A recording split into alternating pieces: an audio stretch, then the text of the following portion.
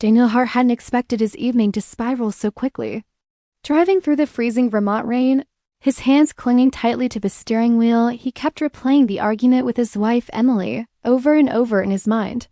Words that had seemed small at first now felt jagged and unbearable. He couldn't even remember how a minor disagreement had blown into something so painful.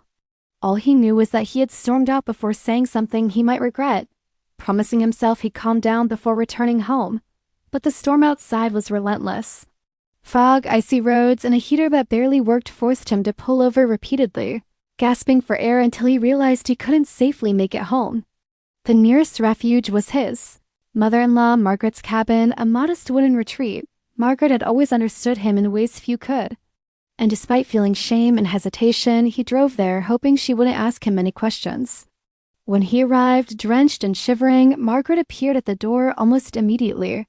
Her silver hair tucked neatly behind her ears and her eyes widening with concern at the sight of him. Without a word, she guided him inside, leading him toward the fireplace. The warmth hit him like a wave, and he felt the exhaustion he hadn't noticed before. Between shallow breaths, he explained the fight, the storm, and the desperate need for a safe place to stay. Margaret listened quietly, her gaze soft with empathy, and placed a hand on his shoulder.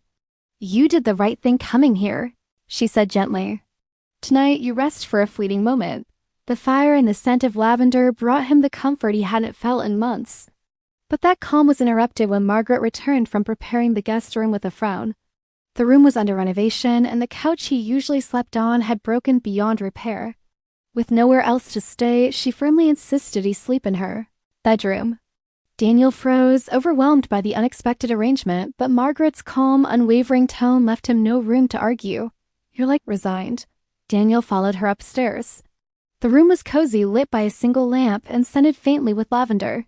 He perched while Margaret made space between them with bed in an emergency was perfectly ordinary. When she noticed the tension etched into his face, she spoke gently. "You look like you're carrying too much alone." Her words cracked him open.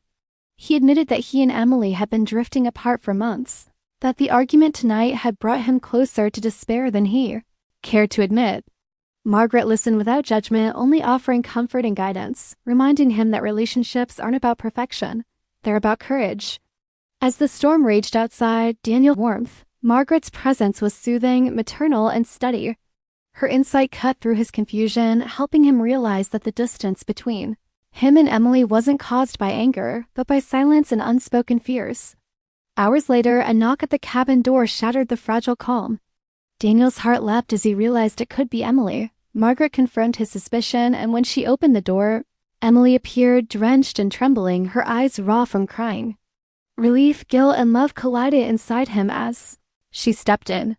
Apologizing quietly for the night's earlier tension and the fear she felt navigating the storm, Margaret excused herself, leaving Daniel and Emily alone. The warmth of the fire enveloped them as they spoke honestly for the first time in months. Emily admitted her anxieties, her fear of being inadequate, and her worry about burdening Daniel. Daniel confessed his fears too. The sense that she was drifting away, that he wasn't meeting her emotional needs.